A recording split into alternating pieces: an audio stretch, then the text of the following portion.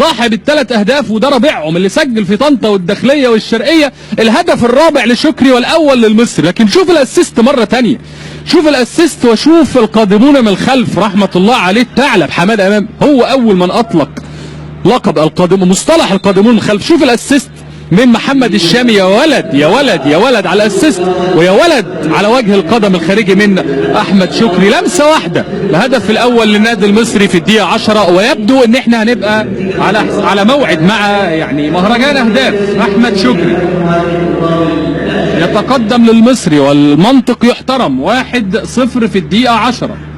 اسيست ولا اروع من الشامي اللي بيواصل التالق للقاء الثاني على التوالي ولا يتردد ولا يتوانى احمد شكري في انه يحرز الهدف الاول للنادي المصري. واحمد جمعه خدها منين؟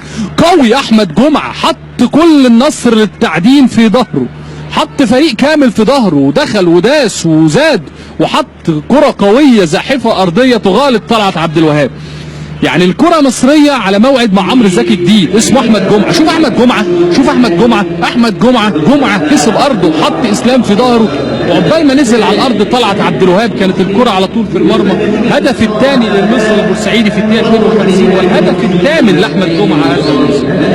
يا ولد يا احمد يا جمعه، مجهود جبار من احمد. تصويبه ما كانتش قويه لكن لانه تعب فيها ربنا كافئه، ويسجل ثاني على التوالي. الصفقه الرابحه والرابحه جدا للمصري البورسعيدي، والمصري ثاني مره الموسم ده يوصل بالثلاثه امام ايضا فريق من ممثل الصعيد.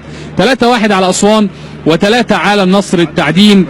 نصر التعدين ضيع فقبل على طول محمد الشامي في الدقيقه 59 سجل احمد جمعه في الدقيقه 52. محمد الشامي اللي صنع هدف جميل لاحمد شكري في الدقيقه 9 يسجل بنفسه الهدف الثالث.